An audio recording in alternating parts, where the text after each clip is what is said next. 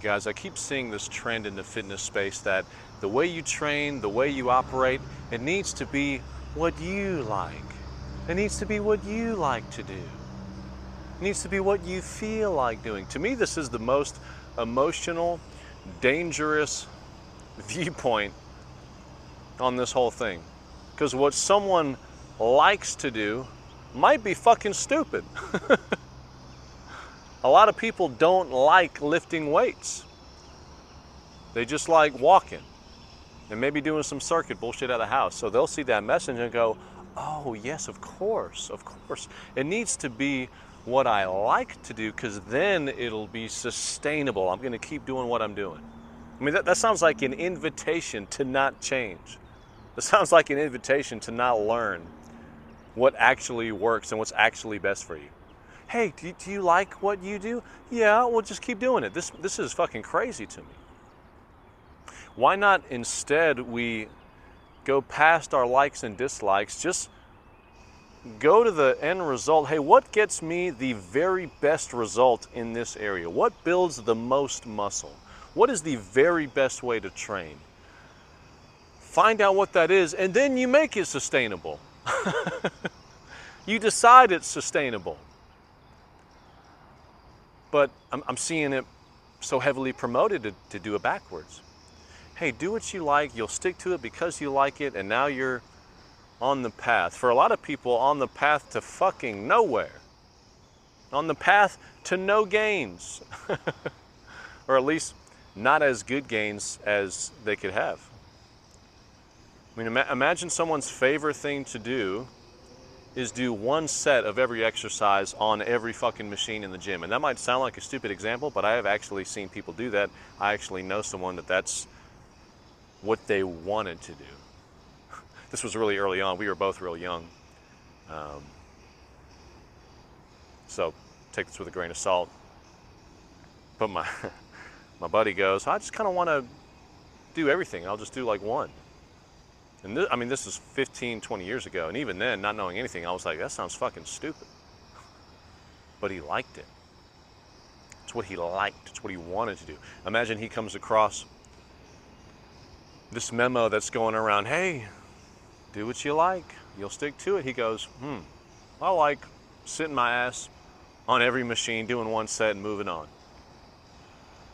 That is not a recipe for outstanding results. I would much rather look at, hey, what is the recipe for outstanding results? In fitness, in business, in building long-lasting relationships, look at what's proven over decades, what's consistently shown to be, hey, this really, really fucking works.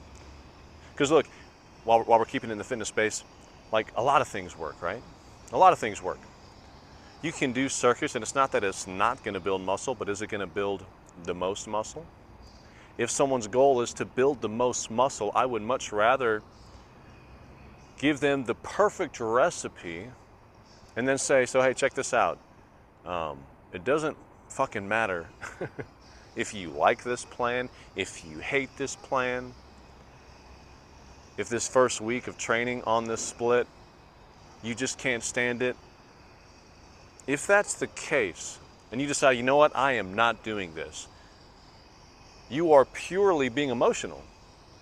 You're like, yeah, of course this would, from everything you're telling me, you're saying like, this is the closest thing to a guarantee possible that I will get an outstanding result, but it's just one problem. I don't like it. How are you not gonna like what works? I would much rather like what works. And the way that happens is by building the habit. If someone week one into a very intense weight training program, they're like, dude, I'm so sore, I hate this, I can barely get out of bed.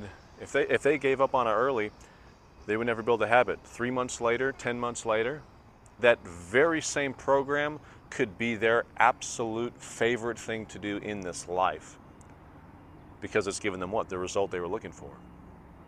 And over time, they've learned to enjoy it because they've stuck to it. They've built the habit. We got to get out of our feelings, y'all.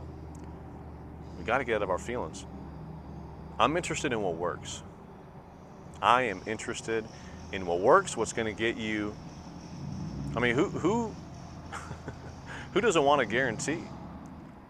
I would love a guarantee.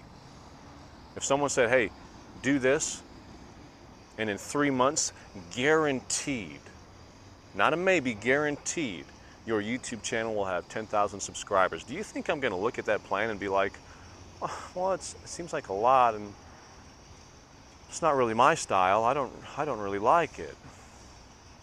Fuck no. I'm committed to that plan like nothing else I ever have. We need to get out of the feelings and get into the facts. Fact over feelings, one of my first YouTube videos, you guys. Reverse engineer it. Reverse engineer it. Okay, I want to be here.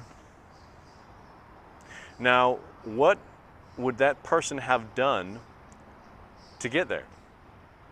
And then you walk it back, you walk it back, you walk it back to where you are today. Okay, I've just laid out this path and I'm going to take one step forward every single day until now I am that person, until I have that result.